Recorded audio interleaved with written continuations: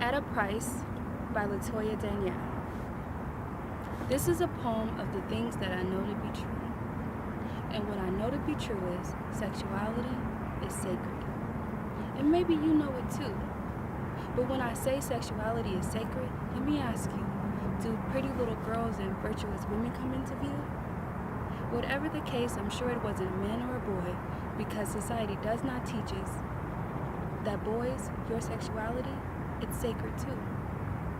A friend of mine shared his story. While pretending to be asleep while thick lips and wet tongues were placed on his genitals.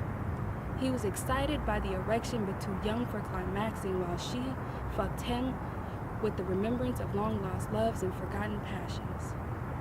I wonder if these are the rejected women of society who enjoy teaching boys how to be men. Enough about them, back to my friend's story. He mentioned wanting to tell me, his mama's friend, "Bitch, why would you even touch me?" But instead he was silent, like years passed, because he is still trying to live up to what society glorifies, that as long as she's pretty, men, even boys, you should enjoy to be fucking. Now this is what I know to be true. Whether he tells the story with an excited tongue or quiet whispers, no elaboration or with wild exaggerations, and he doesn't even have to be the wiser, but trust. Underneath that bravado, a confused heart is expressing damaged sexuality. Because without correction, the first of anything becomes a spawning bed of everything it touches. Have we forgotten that you teach up a child in the way that he should go, and when he's grown from it, he won't depart? And when these boys become men, how the hell do we expect him to act? Like a man with integrity and self-respect? You're delusional if you said yes because nobody is teaching him that. Everything in this world is at a price. Can we afford to teach boys and men to be promiscuous playboys and pimps? No. It's time we teach our sons to respect your body. It's sacred, and you really should treat it as such. Because they become them. Those men that I definitely scurry past late at night because I don't want him to find me attractive. Or they can be the corporate type. You know the ones I'm talking about. He's sitting at the bar ordering rounds after rounds, even though everybody knows that this guy is way past normal intoxication. Oh, and ladies, these are them.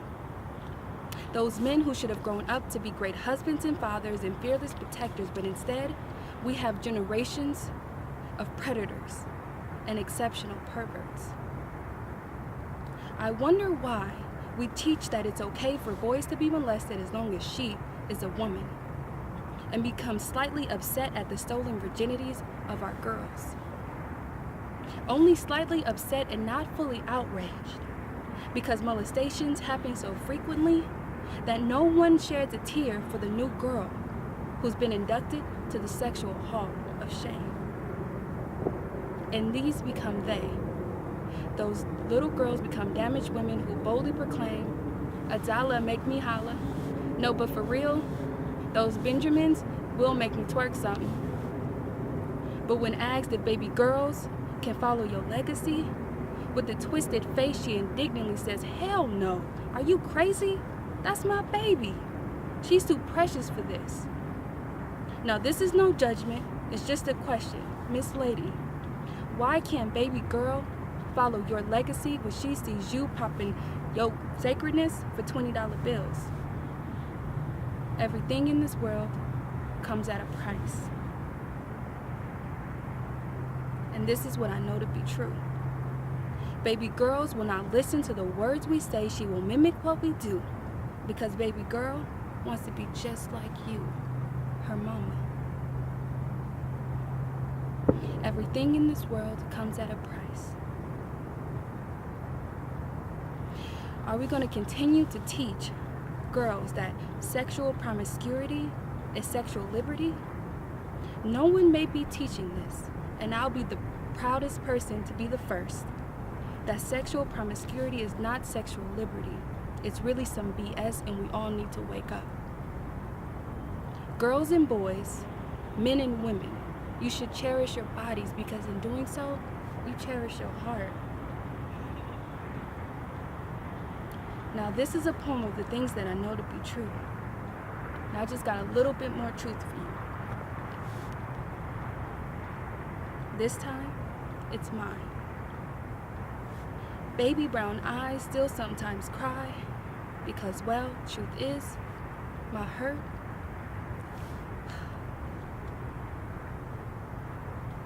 Truth is, my truth, it still hurts inside. It took me hours to write this piece and even to speak it. Because honestly, there's still a part of me that doesn't even want to believe it.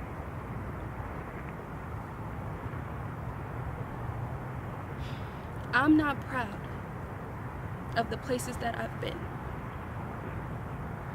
Allowing men to lay penises just so I can see a type of love look at me. Or allow healing to happen between my thighs, because you better believe that wet spots and soft breasts do relieve a whole lot of stress. 18 men before the age of 28. That's my body count. And I'm not proud.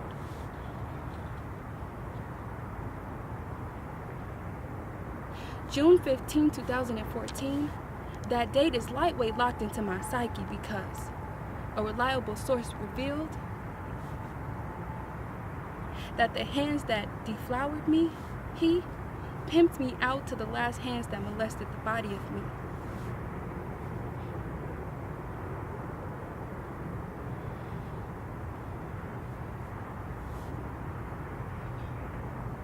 Everything in this world comes at a price.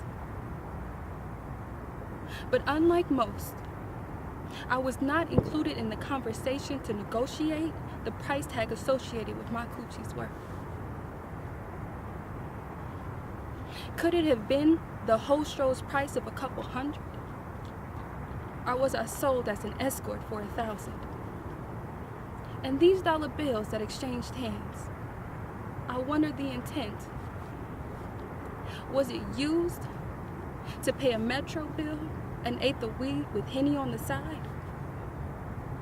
Or was the money used to re-spark an American dream deferred? Oh, and before I get too caught up in this story, or omit with intent, this happened in my childhood home, so no man kidnapped me. This is my family. A beautiful woman asked me, Toya, why aren't you fucked up like most? I responded, I believed Tamala Mann's song, Take Me to the King, and I realized my heart needed him. If you never heard that song, you really should take a listen. It's hella dope.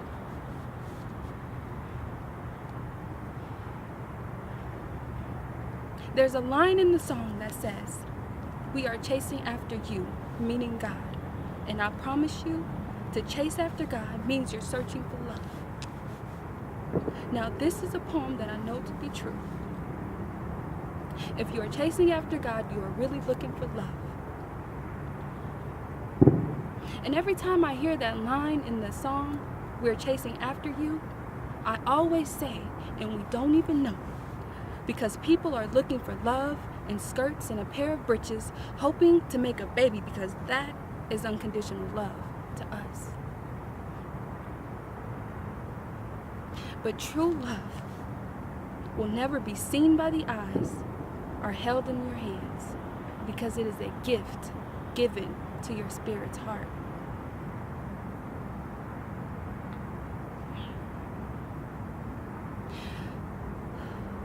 And this is just why I'm not fucked up, because I have agape love shining on the inside of me. You don't know what I mean when I say I'm not fucked up. Well, let me be blunt. I have agape love, which is why I do not walk around with my head held down, with shame and disgust for having to grow up in a house of incest. And I just have one more thing to say. To the hands of the man who sold and bought me, that contract was null and void before either of you ever had a chance to speak. Because LaToya Danielle, I was already bought by the King of Kings. And my first love, Jesus, when you married me, you set my soul free.